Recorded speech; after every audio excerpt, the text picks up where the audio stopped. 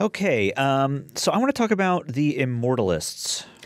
And The Immortalists is a documentary about scientists working to cure aging. So it focuses on two main guys. And I can't remember their names off the top of my head, but one guy is from England and one guy is from America, and they're very different personalities and they're very different types of people. And in fact, they have totally opposite ideas about how to cure aging.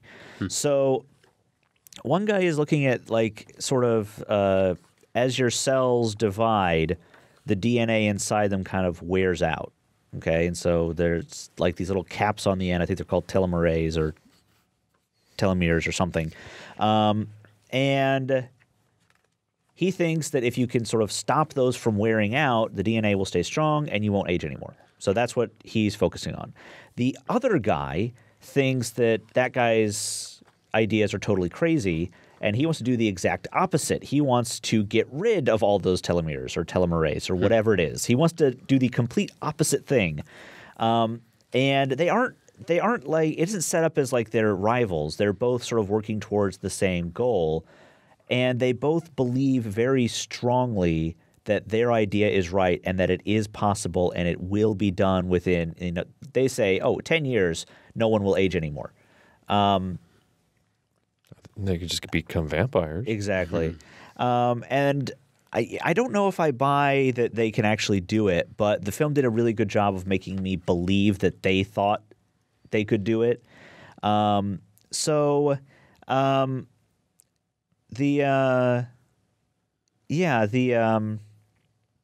just kind of follows them around. It sort of talks about their lives and how they deal with this. And the one guy, the American guy, is like a marathon runner, and he wants to run. He wants to run everywhere. Like he wants to. There's like this insane race in the Himalayas where you race for like you run for like 2 days straight. Like you don't stop.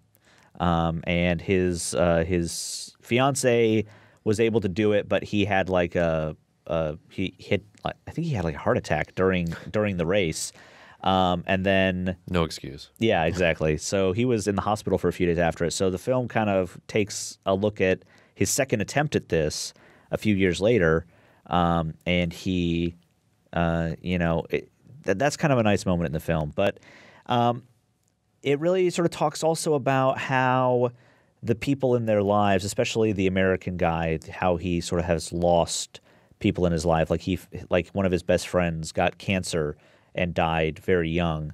And his dad is getting older, and he's trying to sort of improve his dad's life. And the sort of English guy is sort of trying to, he claims very, very clearly that he's not trying to save anyone, that he's trying to do this for the good of humanity. But the film focuses a lot on his mother, who's just died, and his wife, who's a lot older than him. The one weird thing about this film, the weirdest thing I've ever seen in a documentary, this documentary has a sex scene, a fully nude sex scene. It's this short of X-rated. And I don't know why they wanted to do that. I don't know why they felt they needed to film that. It was with one of the protagonists and his wife, and they just went out into the woods and they filmed a sex scene. I don't know why the documentarians wanted to film that. I don't know why they were invited to film that. And I don't know why after they had filmed it, they didn't say, you know what, this doesn't need to go in the documentary. It's a sex scene with a voiceover of one of the people in the sex scene talking not about sex, talking about something totally different. Maybe they like lost the footage, but it still had the sound. I don't know.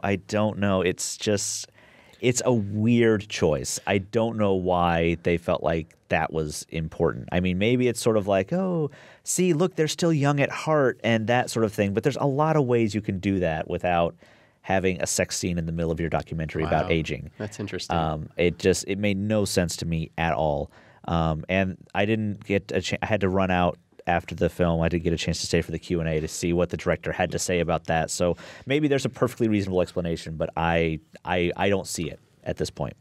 But It reminded me a little bit of The Believers. I was just thinking of that when you were talking about it. Believers is a film about people looking for cold fusion, and again, a lot of people think cold fusion is not possible, and a lot of people think what these guys are doing is not possible. They believe it is possible, and the film does a good job of covering like the science of it as well, and sort of giving you a sense of what they think they can do and how they're doing it. So the documentary itself is actually really well put together. Really interesting. Just that one weird sex scene in the middle that I don't know why it's there. But does the filmmaker ever bring the two of them together? Yes, in fact. In fact, they visit the same anti-aging doctor. There's a doctor that specializes in like anti-aging, and he sort of keeps track of how well you can do certain things at certain ages, and gives you tips on how to improve those sorts of things. And they meet there, and they are clearly not rivals. They clearly like each other and are friendly with each other, and they're a little competitive as well, But they don't interact too much in the film. Okay. Just sort of one little section in the middle. Yeah. So yeah, The Immortalists.